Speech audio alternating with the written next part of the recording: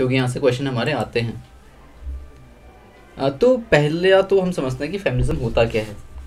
ठीक, तो फेमिनिज्म एक कलेक्शन ऑफ मूवमेंट के रूप में हम देखते हैं, एक आइडियोलॉजीज़ के रूप में, जहाँ पर कि हम ये देखते हैं किस तरीके से जो वुमेंस हैं, मेनली फेमिनिज्म में वुमेंस की बात करते हैं, लेकिन वैसे अगर हम देखें इसकी डेफिनेशन में तो हम वहाँ पर ये बात करते हैं equality of both men and women. अब क्योंकि हिस्टोरिकली हमेशा से ये मानते हैं कि हम वुमेन ऑप्रेस हुई हैं, ठीक है, उनका शोषण हुआ है। जैसे कि हमने बात जैसे कि एक हमारे थिंकर फ्रेडरिक एंगल्स वो बात करते हैं कि जब से प्राइवेट प्रॉपर्टी आई, ओरिजिन हुआ उसका, तो तब से एक्सप्लॉयटेशन ऑफ वुमेन और ज़्यादा बढ़ गया।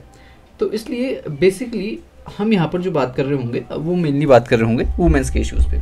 ठीक, तो किस तरह से उनको पॉलिटिकल, इकोनॉमिक और सोशल राइट मिल सकें, इसके लिए हमारी फेमिनिस्ट थ्योरीज आई और फेमिनिज्म एज अ डिस्कोर्स आया ना। इसमें अलग अलग चीज़ें हो सकती हैं, अलग अलग टाइप्स के हमारे फेमिनिस्ट हो सकते हैं, और इसके अलावा अलग अलग उनके अप्रोचेज भी हो सकते हैं, क्या कौन किसकी मांग कर रहा है, तो वो भी हमको थोड़ा देखना पड़ेगा क्योंकि वहाँ से क्वेश्चन हमारे आते हैं। तो अधिकतर सोसाइटीज़ में जो वुमेन होती हैं वो ऑप्रेस्ड रही हैं हिस्टोरिकली, और जो क्लासिकल सोशोलॉजी है या फिर क्लासिकल जो और टेक्स्ट है उसमें कहीं ना कहीं इग्नोर किया गया है वुमेन्स को या फिर मिसलीड किया गया है। जैसे एक मैंने आपको बताया था ना, देवी और दासी वाला डायकोटोमी किसने दी थी?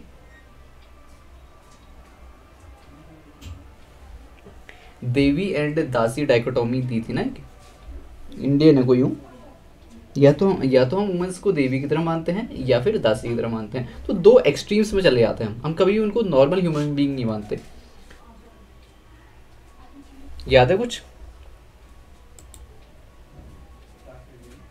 सर देवी उस टर्म किसने? नहीं, देवी एंड दासी डायकोटोमी मतलब दो बाइनरी। हाँ सर वो तो है, वीना दास करके है ना। हाँ वीना दास, ठीक है, उन्होंने दिया था। अब फेमिनिज्म ये बात करता है कि वुमेन भी एक तरीके से पीपल हैं, ह्यूमन बीइंग हैं, उनको भी वही राइट्स मिलने चाहिए जो मेल्स को हैं। ठीक, ओरिजिन कहाँ से हुआ? तो ओरिजिन के रूप में या फिर ओरिजिन ऑफ पैट्रियार्की कहाँ से हुआ? जब हमने ये देखा कि अब क्योंकि जब आपने ग्रुप्स में रहना स्टार्ट किया, जब मैरिज का एक तरीके से इंस्टीट्यूशन आ गया, तो उसके बाद फैमिली के एक मेंबर की जिम्मेदारी बनी कि वो क्या करे, हंटिंग गैदरिंग करके खाना लाए और दूसरा घर को चलाए। तो उस टाइम पे क्योंकि वुमेन्स को टेक केयर ऑफ बेबी का भी टेक केयर करना पड़ता था, ठीक है, क्योंकि पालन पोषण की जो सारी जिम्मेदारी थी बच्चे की वो वुमेन्स के पास थी, तो वो ऑटोमेटिकली कहाँ पे रहेगी, घर पे रहेगी। और दूसरी तरफ जो ब्रेड रनर है, जो मेल मेंबर है, वो बाहर जाके सारा कुछ लाता था। तो एक तरीके से यहाँ से, क्योंकि जिसकी हम कहते हैं ना इकोनॉमिक सिचुएशन जिसकी जितनी ज़्यादा अच्छी होती है तो फिर उसका एक स्तर भी बड़ा होता है। तो यहाँ से हमको देखने को मिला कि किस तरीके से ये एक्सप्लोटेशन देखने को मिला, वुमेन द गैदरर और मैन द हंटर के रूप में। ठीक, अब इसमें 3 वेव्स है हमारी, ठीक है, पहली, दूसरी और तीसरी। थोड़ा बहुत बात की थी, यहाँ पर और डिटेल में बात करेंगे कि कौन सी वेव्स में किस तरीके से बात की गई। ठीक, पहली जो वेव थी उस वेव में ये बात किया गया कि जो सफरेज है यानी कि वोट का अधिकार है और पॉलिटिकल राइट्स वुमेन को दिए जा सकें। सेकंड वेव जब आई तो उसने जेंडर्स के बीच में जो इनइक्वालिटी है उसको एड्रेस करने का काम किया। और जो अभी हम थर्ड वेव देखते हैं आफ्टर ग्लोबलाइजेशन, तो ये बात करती है कि ग्लोबलाइजेशन के बारे में, वैश्वीकरण के बारे में, पोस्ट कॉलोनिज्म यानी कि उत्तर उपनिवेशवाद, पोस्ट स्ट्रक्चरलिज्म और पोस्ट मॉडर्निज्म। ठीक है, ये जो भी वेव्स हैं इनके बारे में सभी के बारे में आपको याद करना है। और हमने सिल्विया वॉल्बी वाला जो थोड़ा बहुत देखा था वहाँ भी इन 3 वेव्स की चर्चा की थी। अब ओरिजिन अगर हम देखें तो फ्रांस में 1610 में एक सैलून पे जहाँ पर कि एक इस तरह की इंटेलेक्चुअल डिस्कशन हमारी होती थी, और वहाँ पर सिर्फ ये जो डिस्कशन था वो अपर क्लास वुमेन के लिए ही रिजर्व था, यानी कि यहाँ पर जो आम महिला थी वो इन डिस्कशन में शामिल नहीं होती थी। क्या बता सकते हैं इस तरीके का डिस्कशन जब हम करते हैं, तो एक टर्म दिया है किसी थिंकर ने हमारा कि ये डिस्कशन बड़ा ज़रूरी होता है सार्वजनिक स्थलों पे जब हम मिलें, डिस्कस करें, जब पब्लिक स्पेयर की बात करते हैं। ठीक है, तो यहाँ पर भी एक तरीके से पब्लिक स्पेयर में जहाँ पर कि, लेकिन यहाँ पर ये बात थी कि अपर क्लास वुमेन के लिए ये स्थान रिजर्व था, जहाँ पर कि अपने राइट्स की बात करते थे, अपने दिन प्रतिदिन की जो समस्याएं हैं उसके बारे में बात करते थे। उसके बाद फ्रेंच रेवोल्यूशन ने हमको बहुत कुछ दिया है, ठीक है। जब हम भारतीय संविधान में भी देखते हैं तो बंधुता, स्वतंत्रता आदि जो मूल्य है वो कहीं ना कहीं फ्रेंच रेवोल्यूशन से आए हैं। 1789 पे फ्रेंच रेवोल्यूशन हुआ, उसके बाद वुमेन, क्योंकि यहाँ पर अलग अलग हमारे फिलोसोफर आए थे, इसके बाद अलग अलग विचार हमारे आए, तो यहाँ पर एक डार्क एजेस से हम कहीं ना कहीं बाहर निकल रहे थे। इसके बाद भी हम देखते हैं ना कि इनलाइटनमेंट का एक पीरियड चला जहाँ पर कि हमने साइंस को देखा, रीज़न को देखा। तो जो पहले से मान्यताएं थी कि वुमेन एज अ, कहते हैं कि वुमेन को उतना अधिकार नहीं थे, तो यहाँ पर नई तरीके से एक चिंतन स्टार्ट हुआ, नई तरीके से रीजनिंग के आधार पे कहीं ना कहीं वुमेन्स में भी वो कॉन्शियसनेस आई, ठीक है, कि जो फ्रीडम है या फिर जो ह्यूमन राइट्स हैं उसमें दोनों का हक है। उसके बाद एक मोस्ट सेलिब्रेटेड हमारी बुक आती है मैरी वॉस्टनक्राफ्ट की। बुक का नाम है the vindication of the rights of women, और ये मॉडर्न फेमिनिज्म की एक बहुत, जहाँ पर की स्टार्टिंग होती है वहाँ से ये बुक आती है, ठीक है। Mary Wollstonecraft, vindication of the rights of women, ये याद रखना। अब चलते हैं फर्स्ट वेव पे, कहाँ से स्टार्ट हुई। तो फर्स्ट वेव हमारी स्टार्ट हुई 19th और 20th सेंचुरी में। कहाँ पे? US, UK, Netherland and Canada. Mainly यहाँ पर जो वेव्स हैं उसके बारे में आपको ये याद रखना है कि कौन सी वेव में हमने किस चीज़ के बारे में बात की, कौन सी वेव में वुमेन्स क्या कर रही थी। तो जैसे कि हम आप देख सकते हैं कि यहाँ पर वोट का, ठीक है, वोट्स, राइट टू वोट यानी कि सफरेज के लिए मेनली वुमेन्स बात कर रही थी। और जो इमर्ज हुआ, ये मेनली इमर्ज हुआ अर्बन इन्वायरमेंट में और लिबरल और सोशलिस्ट पॉलिटिक्स में, क्योंकि हमने पहले भी बात की, जैसे कि अगर जहाँ पर सैलून पे वो डिस्कस करते थे तो वो अपर क्लास वुमेन के लिए रिजर्व था। अब अर्बन एरियाज़ में भी वही लोग थोड़ा सा आ पाएंगे जो थोड़ा सा वेल ऑफ हैं, ठीक। तो यहाँ से हमको देखने को मिलता है first wave feminism. Mainly women's suffrage की बात करते हैं, राइट्स टू वोट की बात करते हैं किसी भी स्पेयर में, ठीक है। दूसरा हमारा जो है, और 1848 में मॉर्ट एंड स्टैंटन ने एक वुमेन राइट कॉन्फ्रेंस हेल्ड की, कहाँ पे? सेनेका फॉल्स, न्यूयॉर्क में, जहाँ पर कि पहली बार इंडिपेंडेंस फॉर वुमेन जो डिक्लेरेशन था उसका एक ड्राफ्ट बना, ठीक है। पूरी तरह से नहीं बना लेकिन एक ड्राफ्ट के रूप में वहाँ पर ये सारी चीज़ें बनी। ये आप देख सकते हैं किस तरीके से 1848 में 300 महिला एवं पुरुषों ने मिलके इक्वालिटी ऑफ वुमेन के लिए रैली निकाली, और जो एलिजाबेथ केडी स्टैंटन है उन्होंने इस डिक्लेरेशन का ड्राफ्ट एक तरीके से तैयार किया, इसको लीड करने का काम किया। इसमें कौन कौन से ऐसे सेंटिमेंट्स थे, कौन कौन से ऐसी चीज़ें थी जो आगे आई। पहली तो ये declaration modelled after declaration of independence, और यहाँ पर ये बात की कि जो प्रत्येक महिला और पुरुष हैं वो बराबर हैं, और ये भी उन्होंने बात की कि हमेशा से एक सुप्रीमेसी रहती है मेन की रिगार्डिंग डाइवोर्स और एजुकेशन, तो वहाँ पर जो महिला हैं उनका भी प्रतिनिधित्व हमको देखने को मिली।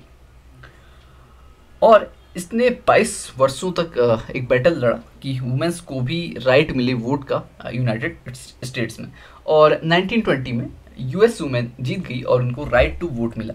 तो ये किससे रिलेटेड? हमारा फर्स्ट वेव से रिलेटेड है, जहाँ पर कि वो मेनली हर स्पेयर पे, चाहे वो इकोनॉमिक हो, पॉलिटिकल हो, तो वहाँ पर वोटिंग का अधिकार वो चाहती थी कि उन्हें वोटिंग का अधिकार मिले, मेनली पॉलिटिकल में, ठीक है।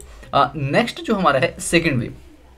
अब फर्स्ट वेव जो स्टार्ट हुई, हमने स्टार्ट किया उससे एक बुक से, कौन सी book? Vindication of the rights of women, Mary Wollstonecraft. जब हम सेकेंड वेव स्टार्ट कर रहे हैं तो यहाँ पर एक मेन थिंकर हमारे सीमेन डी बुआ, बुक है दिस सेकंड सेक्स। अब इन्होंने कोई काम किया है, कोई बताएगा? एक फेमस वर्क है या फिर फेमस कॉन्सेप्ट उन्होंने दिया है? तो जेंडर पे ही काम किया है उन्होंने, कोई स्पेसिफिक? फेमिनिज्म पे।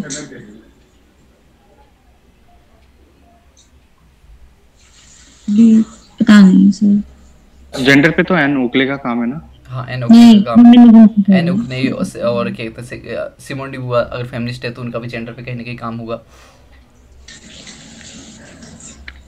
ठीक है। तो इसको देख लेना।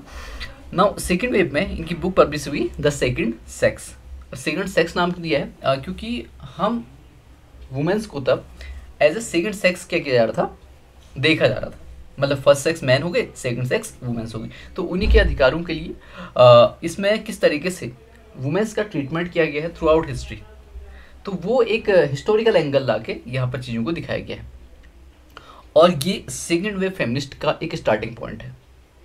सेकेंड वेव कब स्टार्ट हुई, तो ये स्टार्ट हुई करीब करीब 1960s में यूनाइटेड स्टेट्स में, और लेटर स्प्रेड हुई यूरोप एंड एशिया में, जो कि रही लगभग 1980।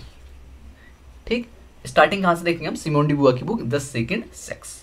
अब इसने क्या क्या चीज़ किया, पहला तो हम क्या देख रहे थे कि सफरेज राइट उनको मिल जाए, ठीक है, यानी कि वोटिंग अधिकार मिल जाए, पहले वाले जो कह रहे थे, फर्स्ट वेव जो कह रही थी। सेकेंड वेव ये बात कर रही थी किस तरीके से वुमेन को इनइक्वालिटी देख, जेंडर इनइक्वालिटी पे ज़्यादा बेस है सेकेंड हमारा वेव। अभी कहाँ कहाँ पे, सेक्सुअलिटी पे, फैमिली पे किस तरीके से इनइक्वालिटी है, वर्क प्लेस पे, ठीक है, और वर्क प्लेस से रिलेटेड एक आपको कानून याद रखना है जो है sexual harassment in work place 2013 का है, ठीक है, तो वहाँ से क्वेश्चन आते हैं।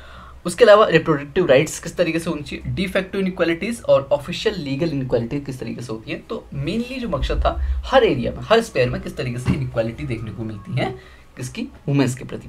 दूसरी बुक जो यहाँ पर आई वो थी द फेमिनिन मिस्टेक, बुक लिखी बेटी फ्रेडन ने। इसने यहाँ पर एक लीडिंग फिगर थी और इन्होंने वुमेन्स मूवमेंट को लीड किया यूनाइटेड स्टेट्स में। और इसी बुक से हम एक तरीके से देखते हैं कि जो अमेरिका में फेमिनिज्म का स्टार्ट हुआ, और फ्रेडन ने फाउंड किया और पहली प्रेसिडेंट बनी नाउ की, जो कि है नेशनल ऑर्गेनाइजेशन फॉर वुमेन। तो यहाँ से क्वेश्चन आ सकता है, और जो कि ये एम करता था कि वुमेन को मेन स्ट्रीम में अमेरिकन सोसाइटी में इक्वल पार्टनरशिप मिले मैन की ही तरह। ठीक, हमने देखा ना कि पहले कहाँ से स्टार्ट हुआ था सेकेंड वेव, 1960 में यूनाइटेड स्टेट्स से, उसके बाद सारे और देशों में भी ये फैला। नेक्स्ट, और इस चीज में report of the American presidential commission on the status of women focus किया किस तरीके से डिस्क्रिमिनेशन हो रहा है वुमेन के प्रति एवरी एस्पेक्ट ऑफ राइट्स। तो यहाँ पर उन्होंने ये रिकमेंडेशन दी कि जो हमारा क्या है हायरिंग प्रैक्टिसेस हैं, किस तरीके से आप हायर करोगे, किस तरीके से आप रिक्रूटमेंट दोगे, तो वो फेयर होनी चाहिए। Maternity leave, paid maternity leave मिलनी चाहिए, और चाइल्ड केयर भी अफोर्डेबल रहना चाहिए। 1971 पे वुमेन्स ने एक लिबरेशन मार्च निकाला लंदन पे। इसके अलावा वुमेन्स को अलाउ किया गया कि वो लंदन स्टॉक एक्सचेंज में क्या कर सकती हैं, अपने जो भी क्या है स्टॉक्स है उनको बाय एंड सेल कर सकती हैं। 1974 में कॉन्ट्रासेप्शन वो क्या हो गया, फ्री हो गया, किसके लिए, वुमेन्स के लिए। देन 1979 में मार्केट थैचर बनी पहली female prime minister of United kingdom. तो थोड़ी बहुत टाइमलाइन आप याद कर सकते हैं सेकंड वेव की कब से कब तक स्टार्ट हो रहा है। ठीक, यहाँ तक चीज़ समझ में आ गई। सर जो वोटिंग राइट का है ये सबसे पहले यूएस में मिला है, यूके में मिला, स्वीडन में मिला था शायद, यूके में या यूएस में? ठीक है, वो देखना पड़ेगा शायद, स्वीडन में था शायद, हाँ स्वीडन में पढ़ा था। था। ठीक है, लेकिन जो ये याद रखना कि फर्स्ट वेव किससे रिलेटेड है, यहाँ से क्वेश्चन आते हैं इस तरीके से ना, आपने देखा भी होगा। सेकंड वेव किससे रिलेटेड है, सेकंड वेव में कौन से मेन फेमिनिस्ट हमारे हैं। ठीक है, फर्स्ट वेव में तो मैरी वोllstonecraft हमने देखी है, सेकंड वेव में हमने सिमोन डी बुआ और हमारे बेटी फ्रेडन, ठीक है, और ये टाइमलाइन। देन थर्ड वेव, अब सेकंड वेव में किसके लिए होगी, मतलब क्या करेंगे इसमें? जैसे फर्स्ट में वोटिंग का मांग रहे हैं वो, हाँ, सेकंड में कह रहे कि दोनों को सेम जो डिस्क्रिमिनेशन है नहीं, हाँ जी। अब थर्ड जो है, तो सर इसमें जो ये जो फेमिनिस्ट पर्सपेक्टिव है वो वेव वाइज भी आते होंगे ना? हाँ, वेव वाइज भी आते हैं और वैसे भी आते हैं, अलग अलग टाइप के फेमिनिस्ट कौन से वो भी हम देखेंगे इसमें पूरी स्लाइड्स में है। ठीक है, तो उसके बाद अब तो पहले तो आपने बात कर ली वोटिंग राइट्स की, ठीक है, वोटिंग राइट्स बात कर ली।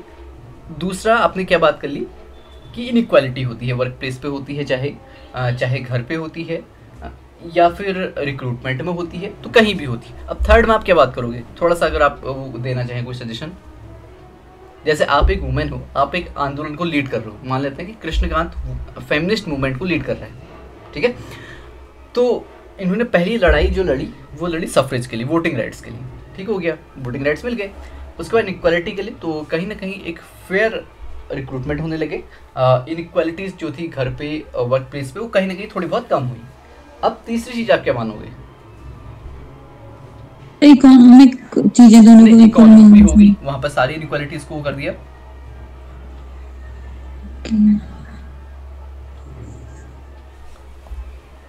ये चीज़ आपको याद रखनी है ना वहाँ के लिए।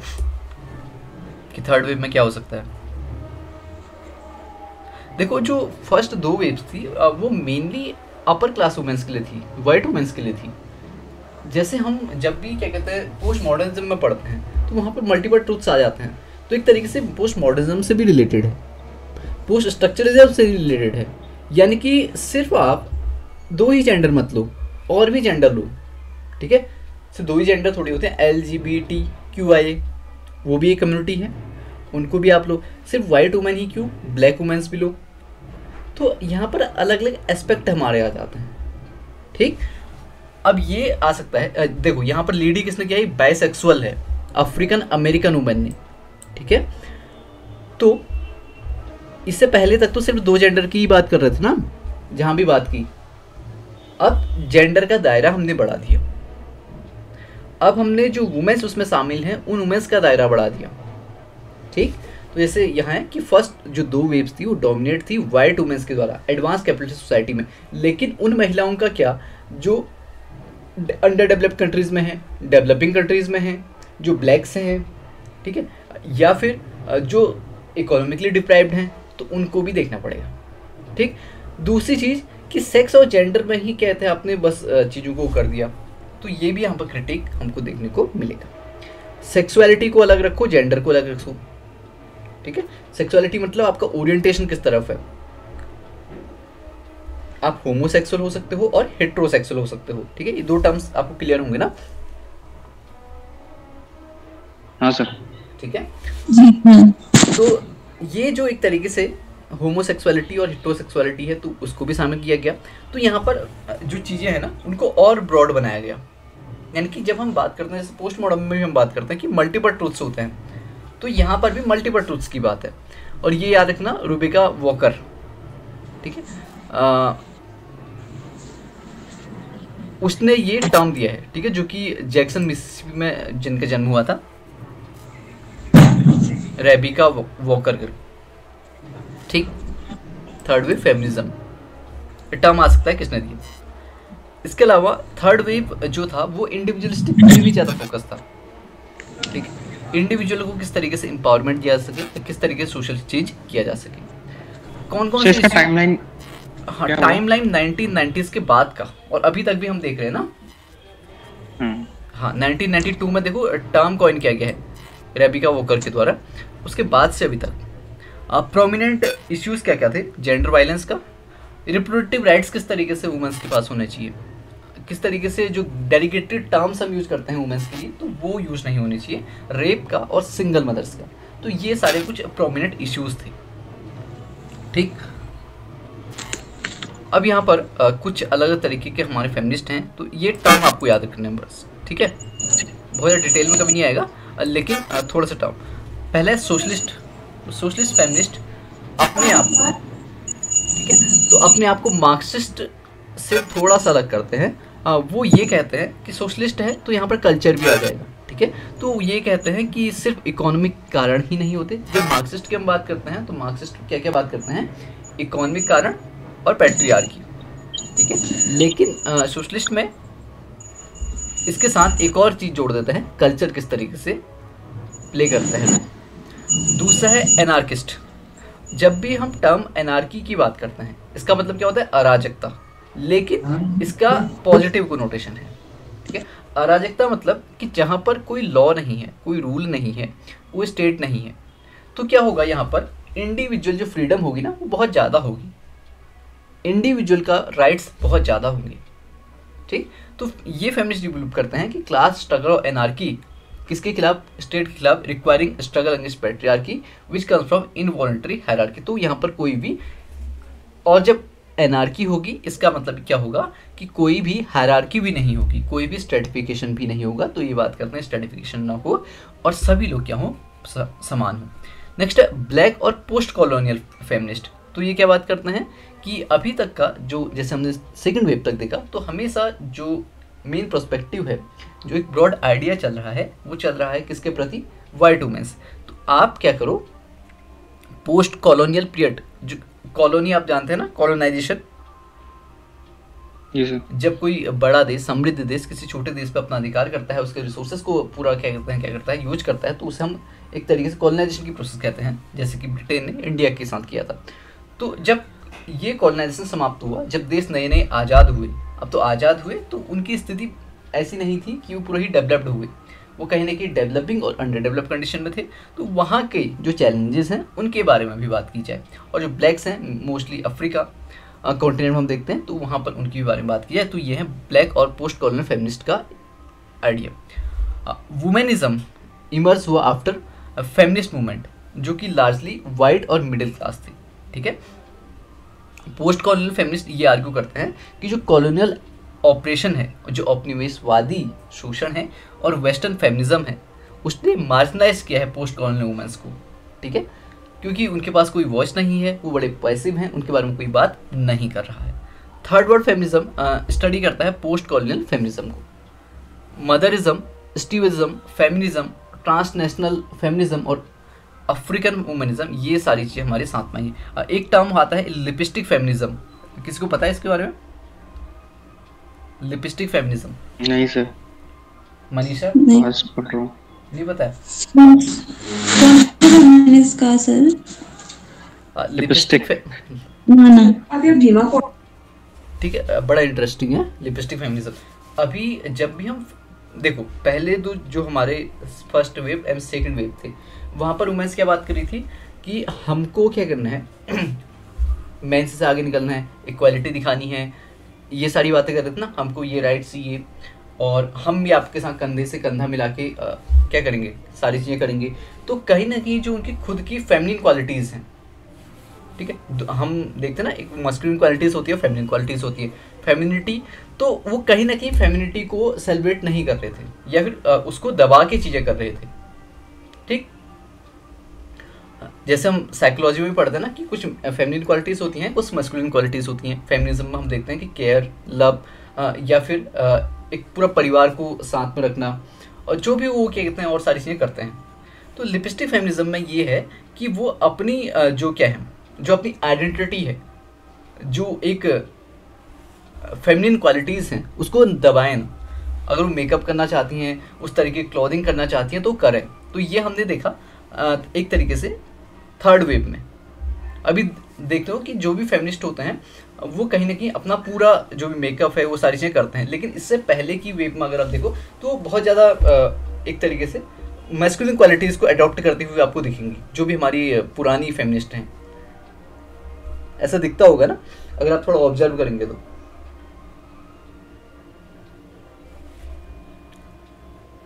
ठीक है, हाँ, समझ में आ गया लिपिस्टिक फेमिनिज्म? जी सर। आजकल तो काफ़ी होता है कि मतलब वो ये अच्छी चीज़ भी है कि वो अपने फेमिनिस्ट क्वालिटीज़ को भी दिखाती हैं, साथ में साथ इक्वालिटी की भी बात करती हैं। मेन डिस्कोर्स क्या क्या होते हैं फेमिनिज्म में? एक तो सेक्स इंडस्ट्री, किस तरीके से वहाँ पे वुमेन्स को एक्सप्लॉइट किया जाता है, और रेप्स बड़े होते हैं वहाँ पर, सेक्सुअल हरासमेंट होता है। तो एक तो ये मुद्दा है। दूसरा है पोर्नोग्राफी का। तो जो फेमिनिस्ट सेक्स वॉर्स, ये term for the acrimonious debate within the feminist movement in late 1970 और 1980s में आया कि किस तरीके से पोर्नोग्राफी में वुमेन को पोर्ट्रे किया जाता है, और जिस तरीके से चीज़ें दिखाई जाती हैं, कहीं ना कहीं वास्तव में उसका असर सोसाइटी पे भी पड़ता है। तो ये भी दूसरा एक मेन डिस्कोर्स है किसका, फेमिनिज्म का। देन है प्रोस्टिट्यूशन और ट्रैफिकिंग। ठीक है, तो प्रोस्टिट्यूशन में बहुत सारी वुमेन्स को तो ज़बरदस्ती धकेला जाता है, कुछ वॉलंटरी भी जाती होंगी, लेकिन कहीं ना कहीं इससे भी एक्सप्लोटेशन वहाँ पर बहुत बड़े लेवल पे होता है। और ट्रैफिकिंग भी होती है कि वुमेन को बेचा खरीदा जाता है। तो इस तरीके जो मेन क्या है डिस्कोर्सेस है फेमिनिज्म के अंतर्गत। इसके अलावा है पैट्रियार्की। पैट्रियार्की एक ऐसा सोशल सिस्टम जिसमें से जो male member of the society हैं उसकी जो वो एक तरीके से अथॉरिटेटिव उसकी फिगर रहती है, और हम कहते हैं ना कि हिंदू अनडिवाइडेड फैमिली में कर्ता की सबसे बड़ी भूमिका रहती है, और कर्ता मेनली कौन होता है, जो male member, Elder male member of the society होता है। तो उसके खिलाफ भी कहीं ना कहीं ये मेन डिस्कोर्स है फेमिनिज्म का। नेक्स्ट एक टर्म आता है सेक्सिज्म। सेक्सिज्म का मतलब होता है कि एक ऐसा आइडिया जहाँ पर कि वुमेन्स को सिर्फ सेक्स के लिए पोर्ट्रे किया जाता है, तो इसे हम बोलते हैं सेक्सिज्म। ठीक। तो ये टर्म भी आप याद रखेंगे और क्या क्या डिस्कोर्सेस इसके में वो भी याद रखेंगे। नेक्स्ट है ग्लोबलाइजेशन और फेमिनिज्म। तो ग्लोबलाइजेशन, अब इसमें कुछ कॉन्फ्रेंसेस हमारी हुई थी, ठीक। 1948 में यूएन ने इश्यू किया था universal declaration of human rights, यानी कि जो मैन हैं और वुमेन हैं सोसाइटी के, उन दोनों के इक्वल राइट्स हैं और दोनों को इक्वली क्या किया जाए, ट्रीट किया जाए। उसके अलावा 1975 से यूएन लगातार वर्ल्ड कॉन्फ्रेंसेस करता आ रहा है वुमेन्स के इशू पे, ठीक। जो कि स्टार्ट हुई कहाँ से, मैक्सिको से। और इसके अलावा यहाँ से क्वेश्चन आ सकता है कि United nation decade for women किसको कहते हैं, तो 1975 से 1985 का जो दशक रहा उसे हम बोलते हैं यूएन डिकेड फॉर वुमेन। और पहली बार ऐसा ग्लोबल डायमेंशन जहाँ पर हमको देखने को मिला फॉर्मेशन ऑफ यूएन के बाद 1946 में यूएन ने स्टेबलाइज का commission on the status of women, ठीक है। तो ये कुछ जो डेट्स हैं वो आपके लिए इंपॉर्टेंट है। फेमिनिज्म ने कंटिन्यूस शो किया किस तरीके से पॉवर्टी भी एक तरीके से फेमिनिस्ट इशू है, ठीक है। जहाँ पर हम बोलते हैं कि एक टर्म हमारा आता है, अभी मैं भूल रहा हूँ, पॉवर्टाइजेशन ऐसे कुछ करके, कि जहाँ पर जो वुमेन्स रहती हैं वो मैक्सिमम पॉवर्टी पे रहती हैं, ठीक है। तो वो भी एक डिस्कोर्स है। अब रिएक्शन क्या क्या होते हैं हमारे फेमिनिज्म के प्रति। जब भी हम वर्ड प्रो का यूज करते हैं तो इसका मतलब हम सपोर्ट कर रहे हैं किसी चीज़ का। तो प्रो फेमिनिज्म वाले वो हैं जो कि सपोर्ट करते हैं कि वुमेन्स या फिर जो वुमेन्स मूवमेंट पे या फिर फेमिनिस्ट मूवमेंट पे क्या करते हैं, सपोर्ट अपना दिखाते हैं। मेंस भी होते हैं और सारे लोग भी हो सकते हैं, ठीक। तो ये हैं हमारे प्रो फेमिनिज्म। दूसरा हमारा हो सकता है एंटी फेमिनिज्म, यानी कि जो फेमिनिस्ट मूवमेंट है उसके लिए, जैसे आप किसी चीज़ का मूवमेंट करोगे तो उसको दबाने के लिए भी कहीं ना कहीं चीज़ें आएंगी। तो यहाँ पर जो उसके एंटी है उसको हम बोल देंगे एंटी फेमिनिस्ट। हर स्टोरी की जब हम बात करते हैं तो इसका मतलब कि एक ऐसी हिस्ट्री जो कि फेमिनिस्ट पर्सपेक्टिव से लिखी गई है उसे हम बोलते हैं हर स्टोरी, ठीक।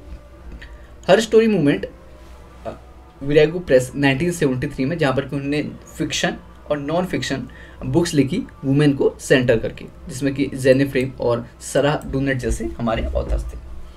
यहाँ तक चीज़ आ गई। सर ये क्या बोला आपने, हरिश्चंद कड़ा होता है कहाँ पे, हर स्टोरी ना, हर वुमेन को वुमेन के साथ डिनोट करता है ना। तो हर स्टोरी मतलब कि ऐसी हिस्ट्री जिसको कि फेमिनिस्ट पर्सपेक्टिव से लिखा गया है, जहाँ पर कि जो नारीवादी परिप्रेक्ष्य से जिसको लिखा गया है उसके जो मेन कैरेक्टर होंगे वो भी कहीं ना कहीं नारीवाद को सपोर्ट करेंगे या फिर उसी तरीके के कैरेक्टर, ठीक है। तो ये 1973 में ऐसा प्रोमिनेंट आइडिया विरागो प्रेस करके है। तो उसने ऐसे बहुत सारे फिक्शन और नॉन फिक्शन किताबें छापी, जिसमें कि ऑथर जैसे जेने फ्रेम और सराह डूनेट, ये सारी चीज़ें। क्योंकि उससे पहले जो भी नॉवेल्स की किताबें थी वो कहीं ना कहीं मेल सेंट्रिक थी, या फिर अगर दोनों जेंडर की भी बात करती तो लेकिन स्पेसिफिकली वो मेल्स की बात करती थी। तो यहाँ से स्टार्ट हुआ, ठीक। देन है ये कुछ कोटेशन है। The emotional, sexual and psychological stereotyping of female begins when the doctor says it's a girl. तो सिली क्रिस होम का ही स्टेटमेंट है, ठीक। तो स्टीरियोटाइप कहाँ से स्टार्ट होता है, सेक्सुअल इमोशनल, तो जब एक डॉक्टर कहता है कि ये तो लड़की है या लड़की हुई है, ठीक है। इस तरीके की चीज़ें हम देखते हैं। तो ये कोटेशन आप नोट कर सकते हो, क्योंकि कोई भी कोटेशन आ सकता है। तो सब डिफरेंट हमारे टाइप्स ऑफ फेमिनिस्ट थ्योरी हैं, लेकिन उनमें कुछ सेम कैरेक्टर भी हैं। जैसे कि हर जो क्या है फेमिनिज्म की हर वेव है या फिर कोई भी फेमिनिस्ट है, तो वो पहली तो बात करता है कि सोसाइटी का फंडामेंटल डिवीज़न है मैन एंड वुमेन के बीच में। ऐसा डिवीज़न है तभी उस डिवीज़न को दूर करने की ज़रूरत है ना। तो पहले तो एक्नॉलेज करते हैं कि ऐसा कोई डिवीज़न है। दूसरा वो ये बात करते हैं कि एक तरीके से वुमेन्स का एक्सप्लॉयटेशन होता है बाय मैन, और सोसाइटी मेल डोमिनेटेड है या फिर पैट्रियार्कल। तो ये मेन बेसिक, चाहे कोई भी हमारा फेमिनिस्ट हो तो ये बातें तो करेगा ही करेगा। अब डिफरेंस क्या क्या होते हैं, ठीक है। तो हम 4 ब्रॉड अप्रोचेस लेते हैं, रेडिकल, मार्क्सिस्ट, लिबरल और डिफरेंस, ठीक। रेडिकल पहला देखते हैं। रेडिकल ये बात करते हैं, रेडिकल मीन्स क्या होता है, एक्सट्रीम में जाना किसी का ना, उग्र एक तरीके से। तो ये फेमिनिस्ट बिलीव करते हैं कि जो मैन है वो एनिमी है उनके, वो कंट्रोल करते हैं, एक्सप्लॉइट करते हैं और ऑप्रेस करते हैं किसको, वुमेन्स को, through the process of patriarchy, या फिर हम बोलते हैं मेल रूल या फिर डोमिनेशन। कहाँ कहाँ, फैमिली पे, सेक्सुअल रिलेशन में, स्टेटस पे। तो रेडिकल वाले तो हमेशा क्या बात करेंगे कि जो male member of the society हैं वो एनिमी हैं और वो हमेशा से उनको कंट्रोल करते हैं, एक्सप्लॉइट करते हैं और ऑप्रेस करने का काम करते हैं। ठीक, अब वही बात करेंगे कि किस तरीके से इन चीज़ों का सोल्यूशन हम दे सकते हैं। तो सोल्यूशन किस तरीके से देख सकते हैं, या तो ये करें कि जो मैन है अपनी जो पितृसत्तात्मकता है उसे छोड़ दे। ठीक, उसके अलावा दूसरा बहुत ही रेडिकल आइडिया है कि वुमेन बिल्कुल कहते हैं बिना मेंस के रहे, विदाउट मैन रहे और सेल्फ ही रिप्रोड्यूस करे। ठीक, मैन की लाइफ और वुमेन की लाइफ बिल्कुल सेपरेट हो, न्यूक्लियर फैमिली को ख़त्म कर दो। तो जहाँ भी हम रेडिकल देखते हैं ना किसी में, तो रेडिकल वाले ऐसी बातें करते हैं जो कि एक तरीके से यूटोपिया होती है, जो वास्तव में अगर हम वास्तविक दुनिया में देखें तो वो कहते हैं पॉसिबल नहीं हो पाती हैं। ठीक, तो रेडिकल को इस तरीके से आपको याद करना है कि रेडिकल वाले हमेशा से क्या बोलेंगे कि सब कुछ खत्म कर दो, स्टेट खत्म कर दो, वुमेन को अलग कर दो, वो सेल्फ रिप्रोड्यूस करेंगी, पैट्रियार्की बिल्कुल खत्म हो जानी चाहिए, न्यूक्लियर फैमिली भी खत्म हो जानी चाहिए। ठीक है, तो यह है रेडिकल व्यू। इसी तरीके से हमने रेडिकल व्यू उसमें भी देखा था, फैमिली का भी देखा था। ठीक है, या फिर क्रिटिक देखा था फैमिली का, जैसे डेविड कूपर हैं और एक दो और नाम है। तो यहाँ पर रेडिकल वाले ये हैं। दूसरे हमारे मार्क्सिस्ट। अब मार्क्सिज्म हमने पढ़ा है, तो मार्क्सिज्म क्या बात करता है, इकोनॉमिक इनइक्वालिटी। ठीक है, दो वर्ग। हाँ, तो यहाँ पर 1970 में मार्क्सिस्ट थ्योरी भी हमारी आई कि किस तरीके से वुमेन का एक्सप्लॉइटेशन होता है इन सोसाइटी, इसको दिखाने के लिए। तो ये कहते हैं कि सिर्फ एक पैट्रियार्की ही नहीं, लेकिन कहाँ पे कैपिटलिज्म भी एक तरीके से ऑप्रेस करता है वुमेन को। और यहाँ पर मार्क्स का हमने एक चीज़ देखा था, एक थ्योरी देखी थी, women and children as reserve army of labour, और उनको बहुत ज़्यादा अनपेड वर्क भी कराया जाता है। ठीक है, और इससे क्या हो रहा है, एक तो रिप्रोड्यूस जो करते हैं उससे क्या होता है, नए नए लेबरर्स आ रहे हैं मार्केट में और उनका नर्चर भी वुमेन कर रही हैं, लेकिन उससे उनको कोई फ़ायदा नहीं हो रहा। फ़ायदा तो कैपिटलिज्म को हो रहा है, फ़ायदा तो कैपिटलिस्ट जो है वो सारा फ़ायदा उठा रहे हैं। ठीक है, जितने ज़्यादा बच्चे होंगे, जितना एक वुमेन रिप्रोड्यूस करेगी उतना कामगार ज़्यादा बढ़ेंगे, और उन कामगारों ज़्यादा बढ़ेंगे तो उतना उत्पादन ज़्यादा होगा कैपिटलिस्ट के लिए, लेकिन उनकी रियरिंग केयरिंग सब कुछ कौन कर रही है, वुमेन्स कर रही हैं। ठीक है, तो दो चीज़ें होंगी, एक तो पैट्रियार्की, दूसरा कैपिटलिज्म। ठीक, नेक्स्ट है लिबरल फेमिनिज्म। ठीक, लिबरल मोस्टली जो आर्ग्यू करती थी कि किस तरीके से हमको पॉलिटिकली कुछ अधिकार मिल जाएं, और ये इस तरीके से अदर्स फेमिनिस्ट को इग्नोर करती हैं, क्रिटिसाइज करती हैं अदर फेमिनिस्ट को कि अगर आप ये बात करोगे कि कोई भी जेंडर नहीं रहेगा तो फिर उससे सोसाइटी ढंग से चल नहीं पाएगी। ठीक, they are also more likely to argue that gender rules are also limiting for men, तो मेन्स के लिए भी कुछ जेंडर रूल्स लिमिटेड होनी चाहिए। तो ये तीन देखे हमने। लिबरल थोड़ा सा क्या होता है, उदारवादी, मार्क्सवादी वो वुमेन्स को पॉलिटिकल जिसे हाँ, मतलब जो फर्स्ट वेव थी, अगर हम देखें, अगर वेव्स के अकॉर्डिंग देखें तो जो फर्स्ट वेव है वो कहीं ना कहीं लिबरल फेमिनिस्ट की वेव है। ठीक है, नेक्स्ट है डिफरेंस फेमिनिज्म। तो ये क्या होता है कि ये हमको देखने को पोस्ट मॉडर्निज्म में, तो ये बात करता है कि ऐसा नहीं होता, डिफरेंस मतलब क्या होता है, अंतर होता है ना। तो ये बात करता है कि हर वुमेन को आप एक ही तराजू में मत तोलो। अगर एक दलित वुमेन है, एक ब्राह्मण वुमेन है, ठीक है, एक अफ्रीकन वुमेन है, एक वाइट वुमेन है, तो सभी के नीड्स अलग होंगी, सभी के इंटरेस्ट अलग होंगे, तो सभी को आप सेम ही तराजू पे क्यों तोल रहे हो। ठीक है, तो यहाँ पर सिंगल यूनाइटेड ग्रुप में न रख के सभी के इंटरेस्ट की हम बात करें। ठीक है, यानी कि मल्टीपल ट्रूथ्स की बात करें। हर वुमेन जो आप एक्सप्लोटेशन सहन कर रहे हो, वो कोई दूसरा जरूरी नहीं कि उस तरीके एक्सप्लोटेशन उसे हो रहा होगा। ठीक है, तो हर जो वुमेन है उनके मुद्दे अलग अलग हैं, तो उनको उसी तरीके से ट्रीट किया जाना चाहिए। तो यह डिफरेंस फेमिनिज्म। तो ये 4 टाइप के फेमिनिज्म के बारे में आपको पता चला। जी सर। जी सर। हाँ, अब फेमिनिज्म हमेशा से इंटरनल डिस्कशन डिसएग्रीमेंट के साथ आगे बढ़ा है। फेमिनिस्ट मूवमेंट वेस्टर्न सोसाइटी में पहले तो राइट टू वोट से आए, उसके बाद इक्वल पे, फिर हुआ कॉन्ट्रासेप्टिव्स। ठीक है, किस तरीके से गर्भ निरोध हो। देन फेमिनिस्ट थ्योरी न केवल वुमेन्स की, बल्कि अलग अलग कल्चर पर्सपेक्टिव से भी उन्होंने इश्यूज़ को देखा, जो कि हमने बात की। यहाँ तक तो आपको चीज़ें समझ में आ गई होंगी आई थिंक, ठीक। हाँ, अब है इंडिया पे क्या इसका असर रहा, इंडिया पे क्या बैकग्राउंड रहा। तो बहुत सारे सालों से इंडिया पे हमारा कास्ट सिस्टम था, ठीक है। और करंटली अगर हम देखें तो इससे ये हुआ कि जो पॉवर्टी है, पॉवर्टी और वेल्थ के बीच में जो खाई है वो बहुत बड़ी, और जो वुमेन्स है उसका बहुत ज़्यादा वो शिकार भी हुई, ठीक है। एक टर्म है अभी मुझे याद आ गया, फेमिनाइजेशन ऑफ पॉवर्टी हम जिसे कहते हैं ना, कि जो महिलाएं होती हैं वो मोस्टली एग्रीकल्चर लेबरर्स होती हैं, और एग्रीकल्चर में जो इनकम है वो बहुत कम रहती है, या फिर जहाँ पे उनको अनऑर्गेनाइज सेक्टर में वो काम करती हैं तो उनको वेजेस बहुत कम मिलते हैं, ठीक। तो ये टर्म देखना कि किसने दिया था, याद है किसने दिया था फेमिनाइजेशन ऑफ पॉवर्टी?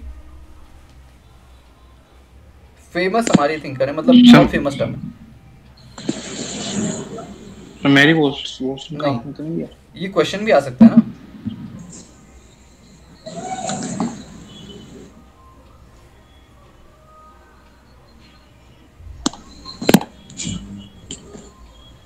किसने दिया था? थोड़ा सा अगर आप वो करोगे तो याद आ जाएगा।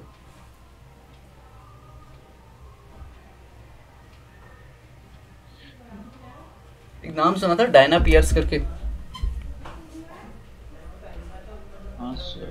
ठीक है। डायना पियर्स ने टर्म दिया था फेमिनाइजेशन ऑफ पॉवर्टी, ठीक। हमारी इंडिया के लगभग सर लिख दो इसको, लिख तो दिया, PARC,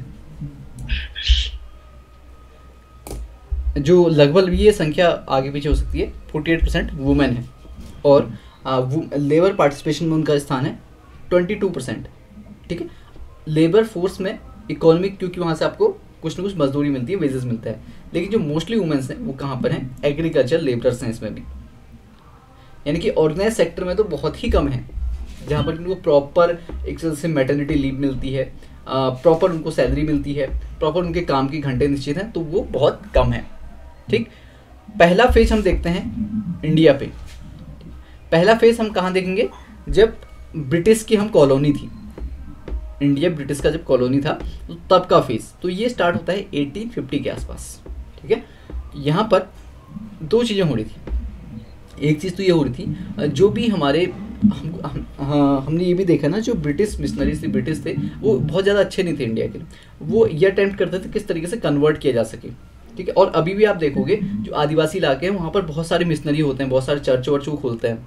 क्यों करते हैं ऐसा वो? और इसके अलावा जो कन्वर्ट होता है क्रिश्चियनिटी पे, तो वहाँ पर भी क्या होता है, वहाँ पर क्या कहते हैं, बहुत ज़्यादा पैसे वैसे देते हैं उनको, ठीक। और एक और टर्म बहुत पॉपुलर हुआ है, उसका नाम है दलित क्रिश्चियन, नाम सुना है टर्म? दलित क्रिश्चियन टर्म सुना है पर हाँ, तो होता ये है ना, जैसे कोई दलित है या फिर कोई लोअर कास्ट हिंदू है, अगर वो क्रिश्चियनिटी में कन्वर्ट हो भी गया तो जो मेन क्रिश्चियन होंगे ना उसको वो कभी भी वो ओहदा नहीं देंगे जो उनके पास है, वो हमेशा से वो दलित ही रहेगा, क्योंकि वहाँ तो कोई टर्म नहीं है दलित, लेकिन उसकी स्थिति यहाँ भी निम्न थी, वहाँ भी निम्न होगी कन्वर्ट करने के बाद भी, ठीक।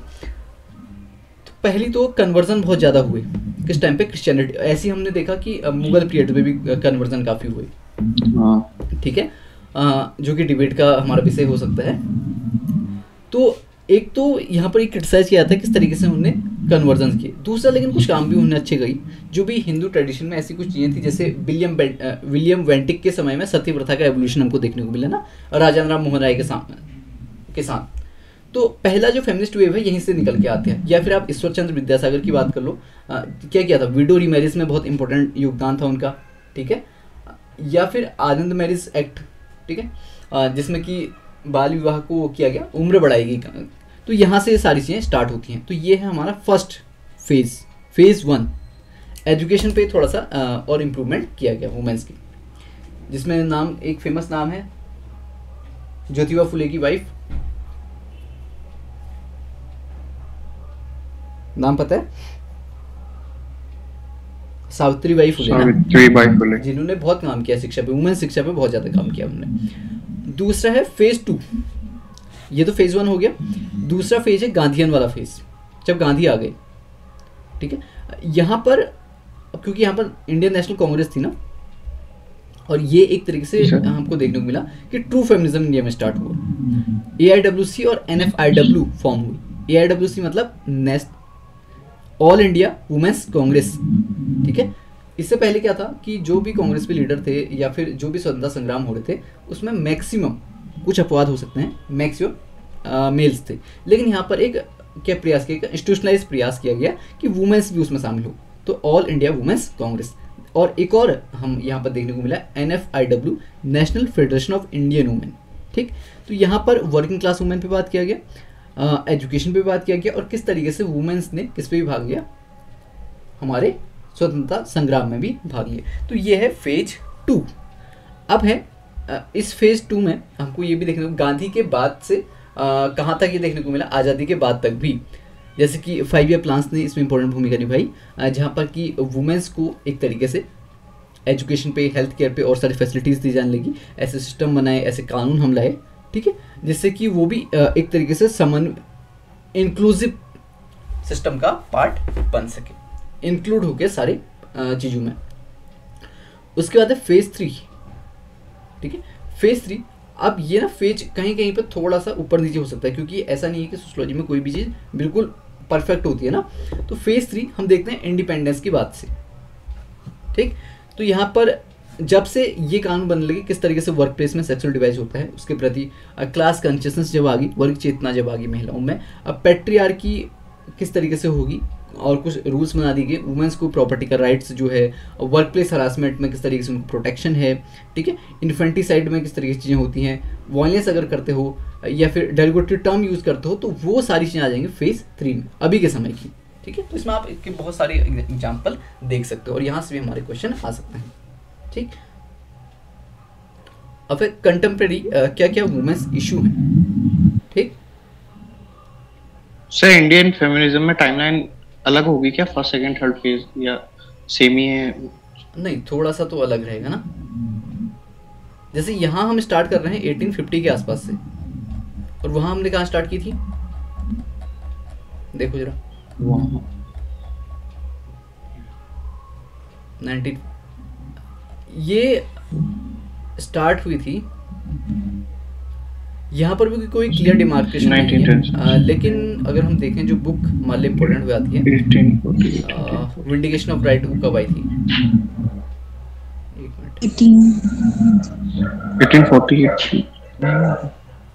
1792 में आ गई है, बहुत पहले आ गई है एक तरीके से, मतलब जहाँ से काम होना स्टार्ट हुआ।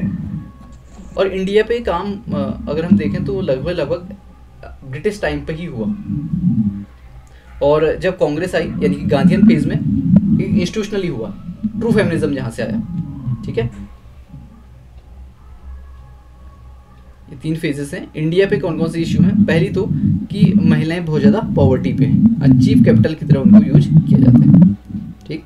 तो इसके लिए महिला समाख्या कर्नाटक का प्रोग्राम है, तो ये अलग अलग प्रोग्राम्स हो सकते हैं, ठीक है। ये तो कर्नाटक का एग्जाम्पल है। उत्तराखंड पे इंडिया लेवल पे कौन कौन से प्रोग्राम्स हैं, तो उसको आपको देखने की जरूरत है जब आप करंट अफेयर, जब इस तरीके की चीज़ें देखोगे। उसके बाद दलित मूवमेंट्स हमारे बहुत सारे हुए, ठीक है, कि दलित वुमेन्स को भी कितने राइट्स मिले, क्या क्या चीज़ें हो सकें। देन हम यहाँ पे देख सकते हैं जैसे वहाँ पर क्या क्या डिस्कोर्स थे। यहाँ पर क्या डिस्कोर्सेस है कि सन को हमेशा से प्रेफर किया जाता है, और सेक्स सेलेक्टिव अबॉर्शंस किया जाते हैं, कि अगर कोई गर्ल चाइल्ड है तो उसको क्या किया जाएगा, गर्भ में ही मार दिया जाएगा। डाउरी बहुत बड़ा रोल प्ले करती है, और वुमेन को एज अ बर्डन देखा जाता है, ठीक। तो इससे क्या हुआ, सेक्स रेशियो बहुत कम हो गया।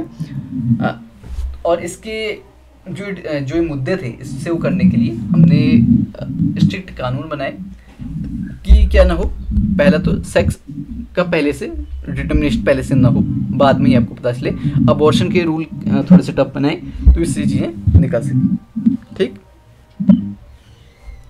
उसके अलावा है सेक्स ट्रैफिकिंग, कि यहाँ इंडिया पे प्रोस्टिट्यूशन क्या है, एक तरीके से लीगल नहीं है, लेकिन जब कहीं प्रोस्टिट्यूशन होता है तो जो भी अथॉरिटीज़ होती हैं उसको वो क्या कर देती हैं, ओवरलुक कर देती हैं, उसको अनदेखा कर देती हैं। उनको अगर टाइम पे सारी चीज़ें मिल जाती हैं, पैसे वैसे मिल जाते हैं, तो फिर वो कोई ध्यान यहाँ पर नहीं देती, और ये जो बिज़नेस है बड़ा ही किस तरीके से ऑर्गेनाइज तरीके से फ्लोरिश हो जाता है, ठीक।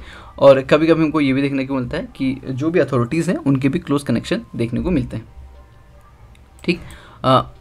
फेमिनिस्ट, अब फेमिनिस्ट में थोड़ा सा डिबेट है कि ये उतना निगेटिव भी नहीं है, क्योंकि कुछ वुमेन्स तो खुद सेक्स वर्क को चुनती है, लेकिन कहीं ना कहीं इससे क्या भी होता है, एक्सप्लॉयटेशन भी हमको देखने को मिलता है। एक तरीके से वो बहुत ही नारकीय जीवन जीती हैं, ठीक। एक ये फेमस है, ठीक है, इसके बारे में पढ़ना, इंटरनेशनल जस्टिस मिशन।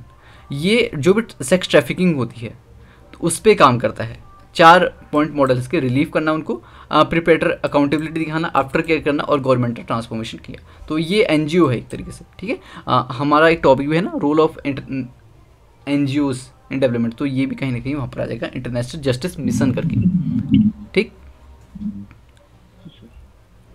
उसके अलावा क्यों नहीं, अब यहाँ पर क्वेश्चन ये उठता है कि सेक्स ट्रैफिकिंग इतना होती है, ये सारी होती हैं, तो क्यों महिलाएं वहाँ से निकल नहीं पाती?